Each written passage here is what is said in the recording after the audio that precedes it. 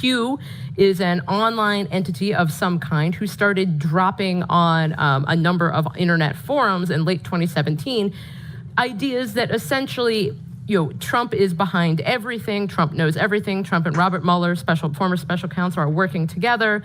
JFK Jr. faked his 1999 death and will return at some point to work with Donald Trump. Hillary Clinton and Bill Clinton have already not only been arrested, but also shot and hung by firing squad. It is not just unhinged. The hinges were left far back. But because Trump was asked about this, and because this is clearly a movement of people who don't just support Trump, but believe that he is going to save the world.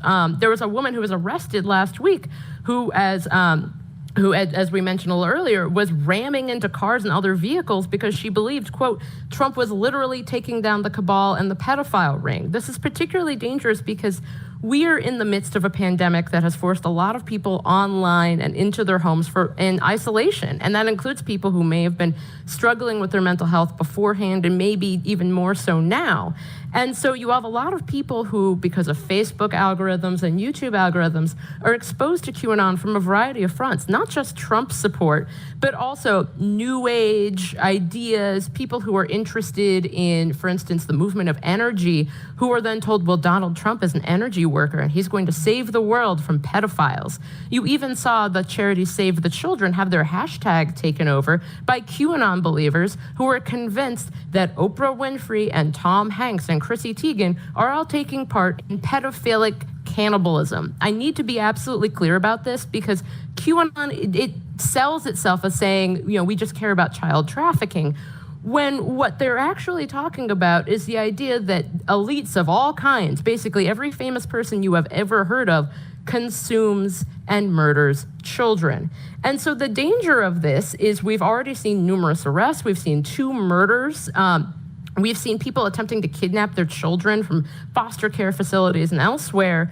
A QAnon supporter planned to attack Joe Biden in May 2020. Someone intentionally derailed a train in San Pedro, California in May of this year with the intention of aiming it at a hospital ship because he believed that COVID-19 was a cover-up, again, for elite pedophilia. And so because so many people are online right now, more so than perhaps they may have been before, and because so many people are struggling, there was a woman who spoke to Vice in 2019 about how her mother already dealt with mental health issues, and now because of everything that she calls it a cult is dealing with, devil worship, sex trafficking, children being tortured and eaten, it's gotten even worse. And she believes wholeheartedly that Trump is the one entity who can save them.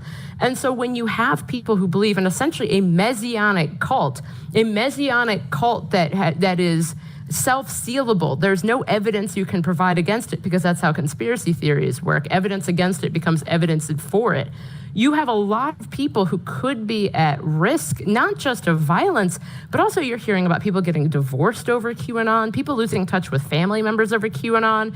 It's not big in actual life. Most people haven't heard of it, and most people who have heard of it don't rate it positively. But for the Republican Party to be endorsing it, seemingly, you have the Texas Republican Party selling "We Are the Storm" t-shirts, the storm being the day where hundreds of thousands of famous people will be arrested for, again, eating children.